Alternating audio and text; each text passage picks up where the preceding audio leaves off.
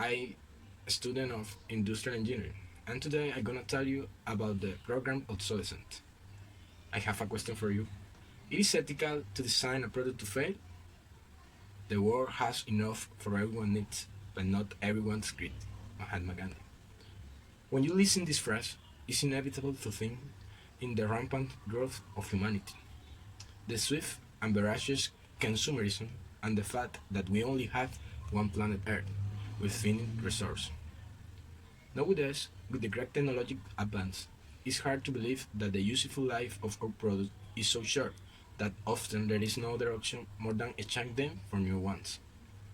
We might think that this situation is normal because it's not easy to manufacture products of eternal life or long duration. But in the middle of the 21st century, it does not seem by chance that obsolescence is around the corner. In fact, there is evidence, such as those exposed in the documentary By Throw By, that shows that current products are designed to fail. That is, they are programmed to be obsolete after predetermined time or after a definite number of operations. We call this programmed obsolescence, the design of faulty products with ephemeral components or without any durability vocation. Historically, the beginning of this practice are found in the last century. After all, there are records that in the Industrial Revolution, products were already manufactured under this philosophy.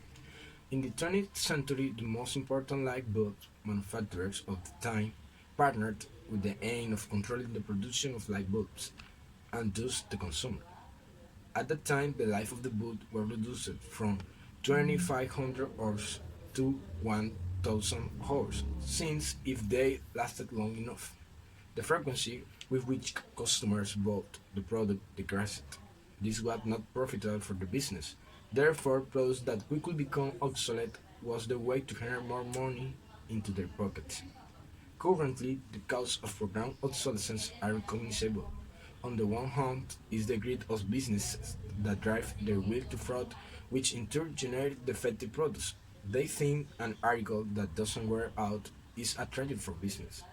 On the other hand, it is believed that the real problem is not the brands, but the consumers, and in fact the programmed obsolescence depends on the consumers, because without demand, the payoff has no case. But in this game, there are also other factors that favor the OP. Marketing is one of them, and this fulfills the function of seducing the customer and keeping him dissatisfied to the degree that only the usage of a new model of the product is necessary. For the consumer to shun the one he has, even it is in the perfect condition. The cherry of the cake, it is the contemporary impossibility of repairing with easy and profitably the products that are adquired, which leads us to the logic of so that to repair it, if I buy a new one, it comes out cheaper, which encourage unbridled consumerism. The consequence of programming obsolescence affect the entire globe. At the environmental level, the impact caused by the OP is abysmal, because in addition to depleting the planet's finite resource with massive and effective production, the waste generated in the process is often toxic, at other times non-reusable, and generally polluting. On the other hand, at the individual level, the user is also negatively affected. The current belief that objects are generators of happiness, added to the fact that this practice keeps the consumer dissatisfied and insecure with what he has, is creating people unhappy. But at the possessing many things, like which the unbridled growth caused in part by the planet obsolescence is perhaps the most serious consequence of all. If we continue at this rate in the long run, the world economy will also be affected and may decline. Consequences of planet obsolescence speak for themselves. However, it is a very profitable and beneficial strategy for companies which sell less with long-lasting products. When we can sell more with ephemeral products, under this logic, this business model is sustained, which considers that the economy without the planet obsolescence would not be viable.